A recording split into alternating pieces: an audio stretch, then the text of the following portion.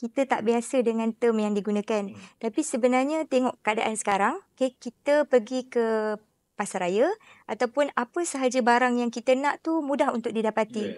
Okay, even sekarang dalam secara online, barang tu sendiri datang kepada kita. Itulah logistik.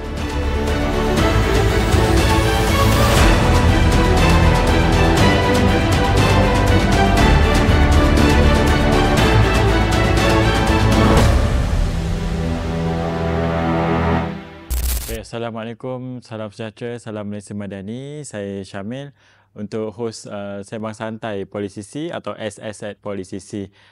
Bagi siri SS Politisisi untuk podcast kali ini. Saya bawakan kepada anda dua orang panel yang saya kira sangat arif lah dalam topik yang kita bawakan pada hari ini, iaitu berkenaan dengan bidang logistik. Saya nak minta terus bawakan kepada panel kita untuk perkenalkan diri. Silakan. Okey, terima kasih Syamil. Assalamualaikum warahmatullahi wabarakatuh. Salam Madani. Saya Puan Hasnizah binti Mokhtar. Saya pensyarah di Jabatan Perdagangan dalam bidang logistik dan rantaian bekalan. Bermula pada tahun 2010. Okey, terima kasih Puan Hasnizah. Silakan Doktor. Terima kasih Syamil. Bismillahirrahmanirrahim. Assalamualaikum warahmatullahi wabarakatuh.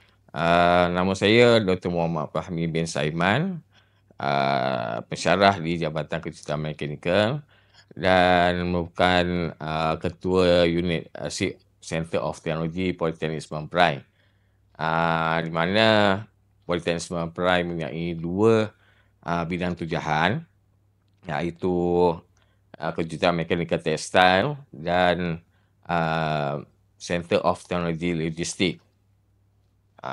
Di PSP lah. Di PSP. Okay.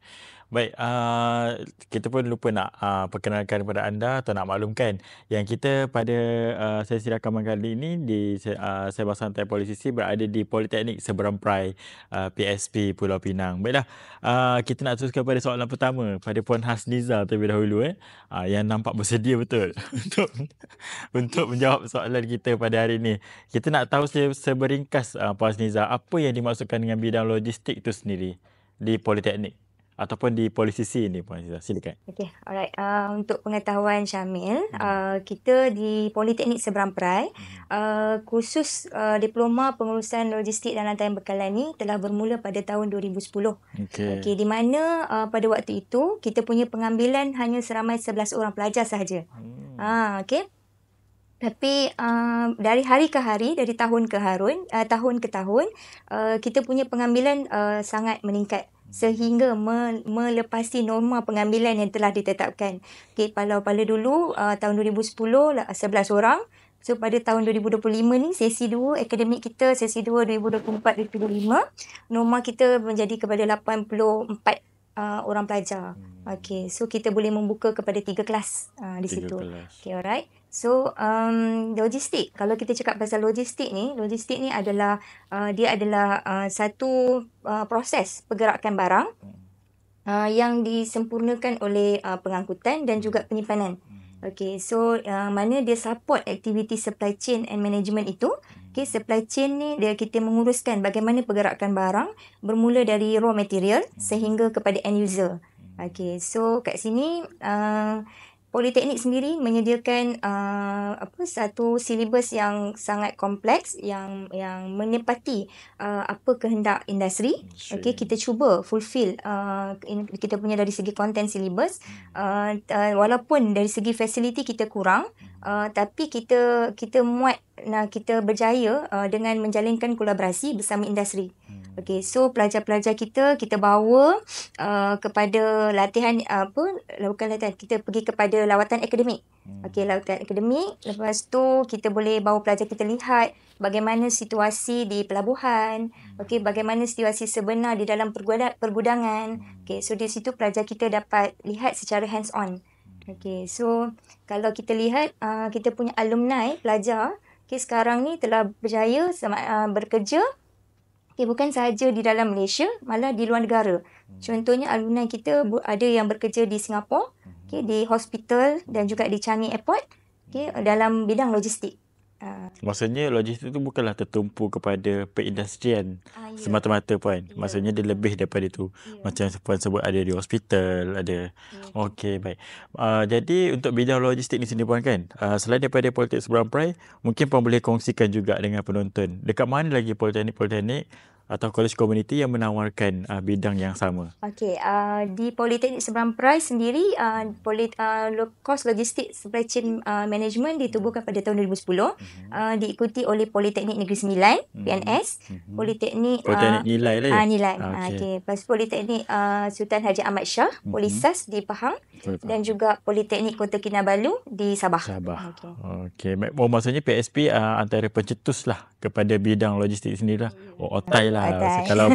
Kalau selain daripada politeknik yang puan sebutkan tadi, kalau nak ada yang nak menawarkan, perlu orang kata menuntut ilmu dengan PSP dulu lah ya. Sebagai orang kata pioneer kepada bergerak program pada 11 orang pelajar. Daripada 11 orang pelajar. Okey. Dia berada di kalau di tahap pengajian tu dia bermula di peringkat diploma lah puan sebenarnya. Adakah ditawarkan juga di peringkat degree? Untuk setakat ni. Okay, setakat ni belum ada. Belum ada, masa ada di peringkat diploma. Diploma. Baik. Terima kasih Puan Hasniza. Kita nak tengokkan Dr. Muhammad Fahmi. Doktor, boleh tak Doktor nak terangkan pada kita sikit apa itu CLIS Logs? Ataupun ejaan dia Doktor? Mungkin Doktor boleh share dengan tepat. Kalau dari sebutan dia C-Logs lah. C-Log. Okay. Sebab walaupun ditulis C at Logs kan, tapi sebenarnya singkatan kita sebut C-Logs, Center of secara ringkasnya lah. C-Log ni merupakan ringkasan kepada Center of Technology Logistik, ya, di mana pada peringkat permulaan ini ditubuhkan pada 2015, 2015, di mana ia merupakan bidang tujahan logistik dan supply chain lah di Jabatan Perdagangan, dan telah diisytiharkan dan mendapat one star rating. Dan pada tahun 2019 tu lah ianya mendapat one star rating tu, dan insya-Allah pada tahun 2025 tahun ni kita cuba mohon untuk mendapatkan 2-star rating, di mana ianya akan mendapat pengiktirafan lah sebagai Center of Technology, Center of Technology, di mana pengiktirafan ini di bawah BPPI, bahagian perancangan program institusi, di bawah GPKK, jadi kita mengharapkan supaya ini dapat diiktiraf pada tahun inilah, insya-Allah. InsyaAllah Doktor.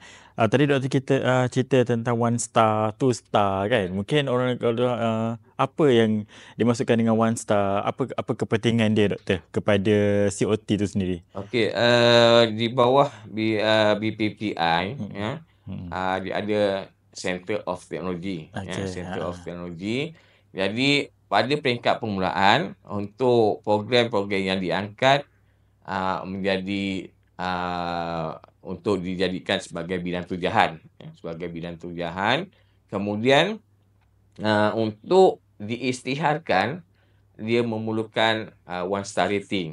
One star rating ni dia punya kriteria dia dan beberapa elemen yang perlu dipatuhi, dan perlu melepasi 40%, 40% daripada pemakahan, dari segi pemakahan. Bila diisytiharkan sebagai bidang tujahan untuk one star rating tu, kita akan cuba dapatkan untuk 2 star rating. Yang itu adalah untuk dapatkan pengiktirafan.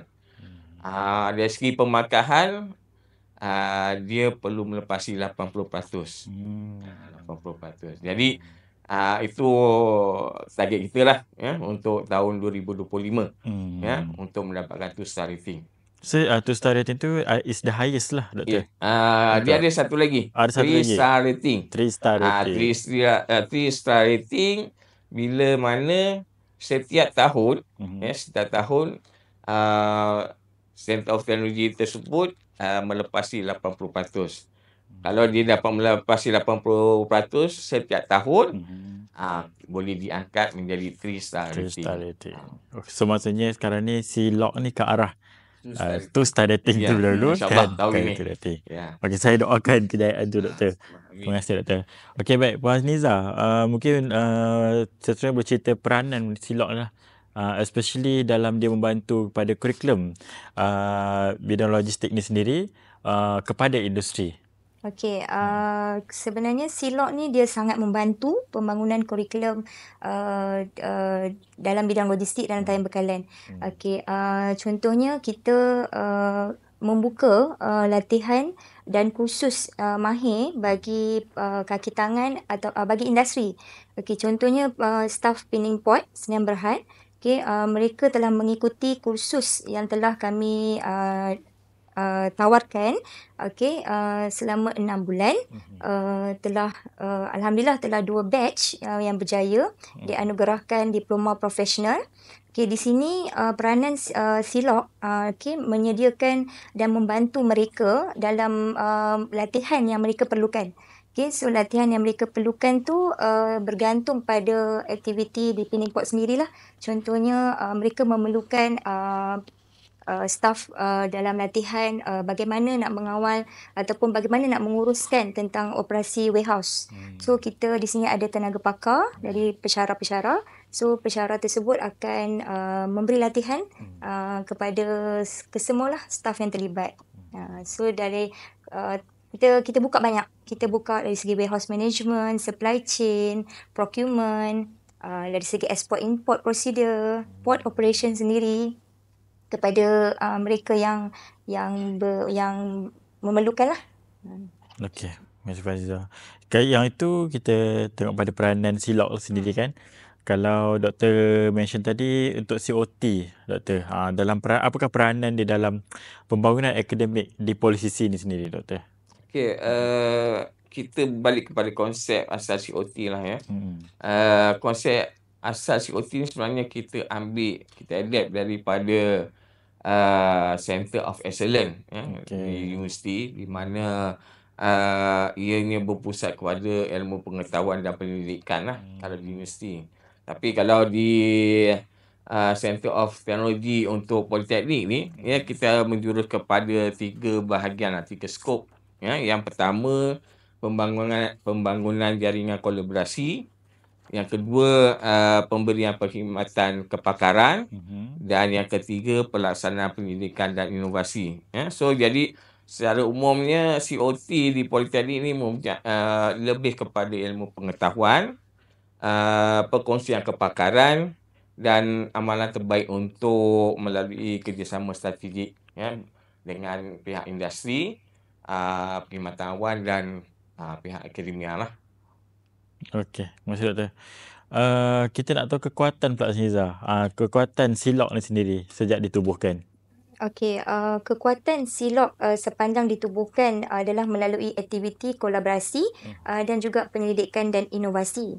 Okey, buat pengetahuan Cik Syamil, okay, pada tahun 2019 melalui jalinan kolaborasi bersama PKT Logistik Group Sdn Bhd, okay, PSP telah menubuhkan kampus di dalam industri.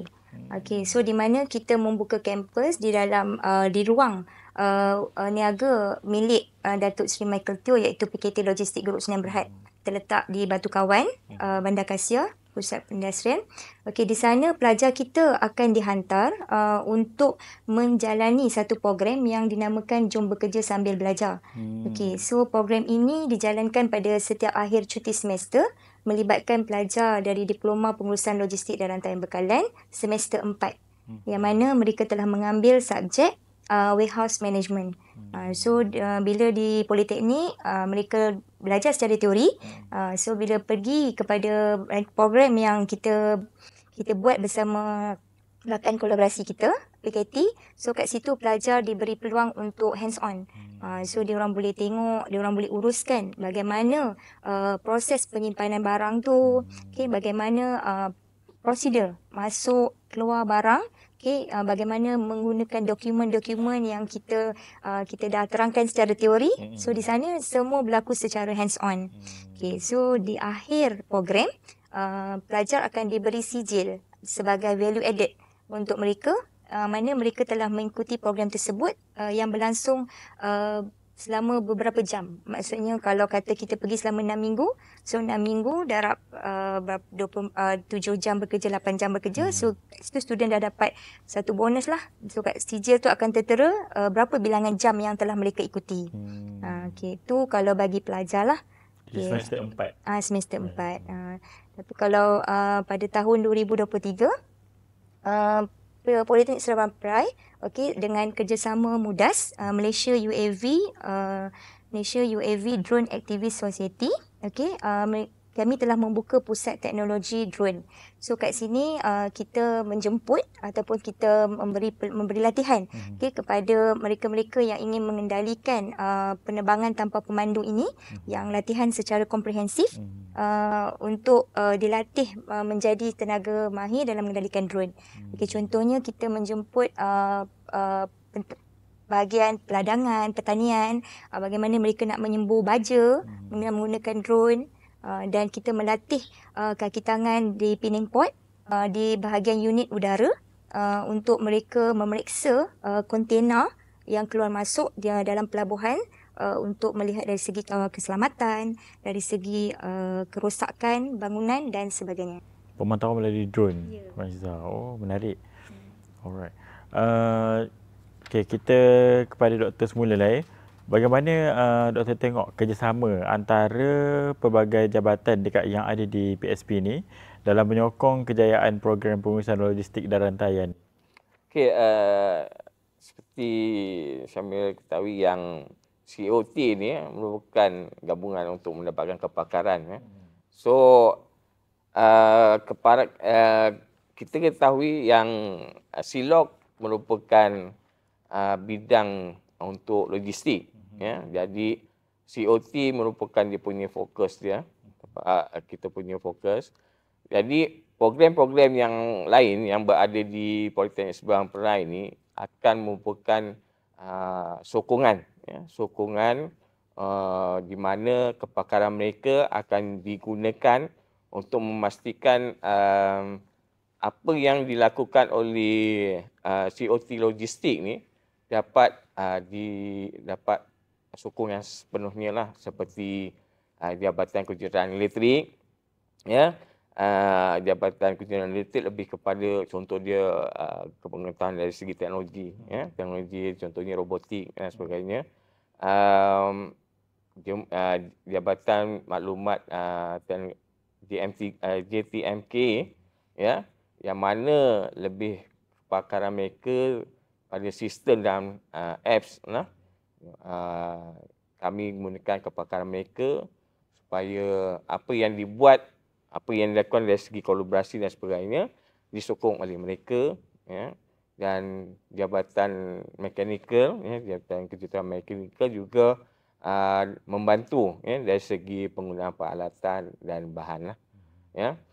Samping itu juga ada juga jabatan-jabatan lain seperti Jabatan Matematik, Sains dan Komputer, ya, dan Jabatan Pengajian Am juga sangat membantu, ya, sangat membantu. Contohnya kalau kami ada conference ke apa, kepakaran mereka juga digunakan lah, supaya rancangan yang dilakukan tu dapat dilaksanakan dengan jayanya lah. So, kejayaan SOT tu mestilah disokong oleh semua jabatan yang ada di PSP ni lah, doktor. Baru dia macam selari, doktor. Kalau kita lihat carta organisasi kami pun, kepakaran-kepakaran mereka tu juga diletakkan di bawah carta organisasi kami. Okey, Puan Hasniza, kita nak sebut pasal Silok lagi lah kan? Okey, Silok ni adakah dia buat sebarang kajian kalau dalam bidang logistik ni sendiri? Okey, seperti mana yang saya sebut tadi, kekuatan SILOG ni adalah melalui kolaborasi bersama industri dan juga penyelidikan dan inovasi. Okey, so buat pengetahuan Syamil, SILOG adalah pemilik kepada conference yang kita namakan CITIVET Reels. Okay, Conference on TVET and Research and Innovations in Logistics. Okey, so kita telah bermula pada tahun 2022 sehingga kini 2025 diteruskan. Okey, so kita bermula pada peringkat kebangsaan. So ada ura-ura menyatakan pada tahun 2025 ni kami akan membuat CITIVET ni pada peringkat antarabangsa. Okey, di Penang. Okey, untuk menukar kepada peringkat antarabangsa. Okey, so itu salah satulah. Okey, pada tahun 2023, okey, kita melakukan satu kerjasama bersama Politeknik Medan, Politeknik APP Jakarta dan Politeknik LP3I dan juga Politeknik Kota Kinabalu. Okey, dalam program ni kita namakan dia sebagai SEAWIL, di mana kita meletakkan kesemua pelajar-pelajar yang mengambil jurusan logistik dan rantai bekalan ni, okay, menjalankan satu kajian kes bersama dengan industri, iaitu Penimport Sdn Bhd. Okay, kita mengupas isu-isu yang berada dalam persekitaran Penimport sendiri. So dari hasil kajian ataupun impact yang kita dapat, sangat membantulah pihak Penimport untuk melakukan mungkin melakukan satu perubahan ataupun mengambil tindakan lah bagi pengurusan mereka. So di antara topik yang kami bawa dan selesaikan dalam SEAWIL tersebut, okay, adalah bagaimana penggunaan biodiesel, okay, penggunaan kenderaan elektrik, penggunaan tenaga angin, dan juga bagaimana penggunaan pelaksanaan hidrogen. Okay, semua ni Penimport yang mengemukakan tajuk sebab mereka nak apply di dalam persekitaran port mereka. Okay. So kita libatkanlah pelajar, pensyarah dan juga kaki tangan Penimport sendiri bergabung. Okey, baik. Okey, tadi Puan dah ada sebut pasal industri kan. Jadi sekarang ni mungkin Puan boleh cerita pula peranan atau sumbangan pensyarah sendiri kepada COT tu. Okey. Okey, so sebenarnya peranan pensyarah ni dalam menentukan kejayaan COT ni sangat besar. Okey, kita win-win situation di sini kerana di antara industri dan institusi. Okey, so kerana kedua-duanya memainkan peranan yang penting untuk menentukan kejayaan sesebuah program ataupun yang kita lakukan lah, apa yang sahaja yang kita lakukan. So di sini pensyarah kita akan diberi satu pentauliahan, okay, akan mengikuti satu sijil pentauliahan bagi memastikan pensyarah kita ni dia mendapat ataupun dia ada ilmu kan, untuk dia berkongsi dengan industri, selari dengan kehendak industri, dan dia beri kepada pelajar kita lah. Okay, so kalau kita bercakap pasal logistik, okay, badan profesional seperti CILTM, okay, dan MBOT, dia memainkan peranan penting lah untuk perkembangan kerjaya pensyarah di LS, iaitu logistik rantaian bekalan. Okay, so kat sini beberapa di antara pensyarah kita, okay, yang mengikuti program pentauliahan sijil profesional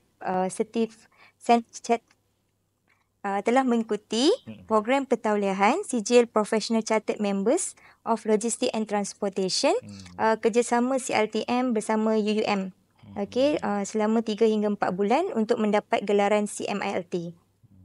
Okay, so begitu juga dengan pentauliahan TS, teknologis, okay, di kalangan pensyarah logistik, di dalam majoring dalam transportation, okay, di bawah MBOT juga, okay, memberi kredit kepada pensyarah kita untuk melahirkan ke arah TVET, pelajar kita ke arah TVET. Okay.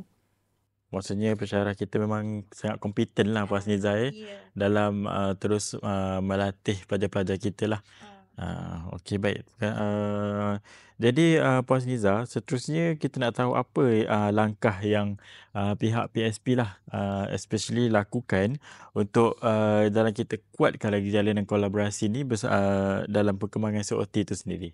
Okey, seperti mana yang kita sebut sebelum ni, untuk memastikan COT ni ataupun Silok dapat maju terus ke hadapan untuk menjadi satu pusat latihan yang komprehensif. So kita perlu peranan dari pengurusan sendiri untuk menyokong kita proses yang kita lakukan dan juga di samping penyertaan daripada badan-badan profesional dan juga industri-industri ini bagi kita membantu bersama pembangunan pelajar dan juga kerjaya di masa hadapan. Okey, baik. Kita nak kembali pada doktor untuk saya kira soalan terakhir lah. Sebelum doktor menyambung tugas selepas ini. Kita tahu jadual doktor dan Puan Hafizah yang padat lah kan, sebagai selaku pendidik orang kata kan. Jadi kita nak tahu harapan doktor sendirilah terhadap ada 7 silok ni pada masa hadapan. Selain daripada 1 star, 2 star tadi doktor.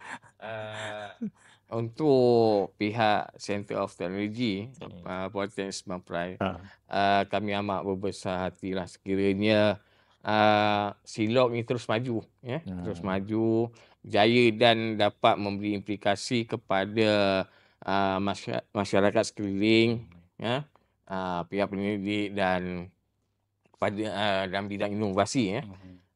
Selain daripada itu, kita amat mengharap dengan adanya silok ni kita dapat mencipta peluang pekerjaan, dapat menarik bakat, serta kemahiran dari satu tempat, serta mampu bersaing secara global, serta mendapat supaya mendorong persekitaran yang kondusif, untuk inovasi dan dapat bekerjasama di antara pihak akademia, pihak industri dan pihak kerajaan.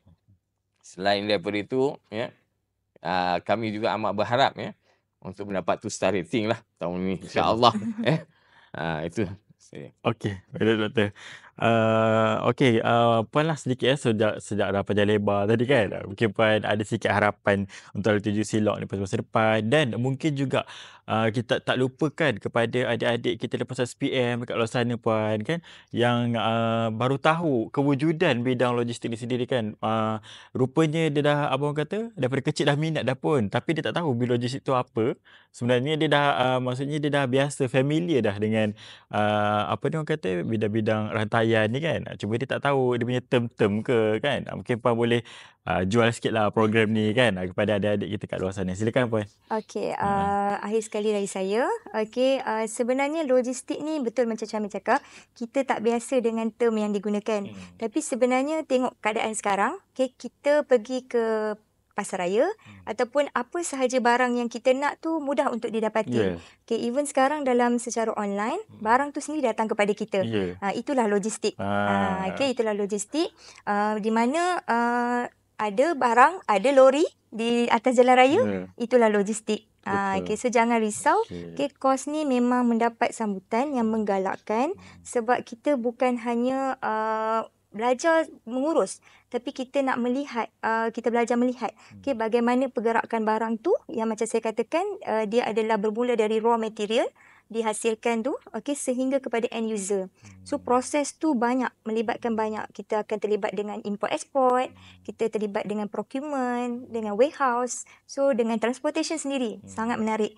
Jadi kita dengan jalinan kolaborasi yang kita lakukan bersama Mas Kargo, bersama pihak-pihak penimport yang aktif dalam bidang logistik ni, memang membantu kita punya silibus untuk membantu memahamkan pelajar kita. Walaupun dari segi fasiliti tu kita tak ada dalam politeknik, tapi kita dengan jalinan kolaborasi yang kuat ni, kita boleh bawa student kita melihat sendiri macam mana port tu beroperasi, bagaimana warehouse tu beroperasi. Okey, baik. Terima kasih Puan Hafizah, terima kasih Dr. Fahmi untuk ruang yang kita ada terhad lah untuk hari ini, atas kesudian meluangkan masa bersama kita dalam sembang santai at Politisisi. Semoga kita dapat berjumpa lagi di hari dan waktu yang lain lah. InsyaAllah. Dan kepada anda dekat luar sana, terima kasih kerana sudi menonton kami sepanjang, saya kira dalam 30 minit ini. Banyak yang kita dapat tahu, yang kita dapat apa orang kata pengalaman ilmu baru kan berkenaan dengan logistik ni. Kalau sebelum ni kita mungkin pergi kedai dapat terus barang, tapi sebenarnya kita tak tahu apa behind the scene untuk sebuah produk tu sendiri. Jadi sangat menarik untuk adik-adik kat luar sana, jangan lepaskan peluang. Kalau nak tahu lebih lanjut boleh terus ke kita punya laman sesawang di ambilan.mypolicy.edu.my. Dari situ kita ada bidang yang kita sebutkan tadi, logistik dan rantaian, dan penjelasan ataupun maklumat lebih lanjut boleh terus ke laman sesawang itu, ataupun komen je dekat kita punya YouTube, dekat saluran YouTube kita akan bantu adik-adik dekat luar sana dalam melanjutkan pengajian di Polisisi, khususnya dalam bidang logistik dan rantaian. Saya rasa untuk itu saja untuk sesi podcast kita pada kali ini. Sekian, Assalamualaikum dan salam sejahtera. Bye-bye.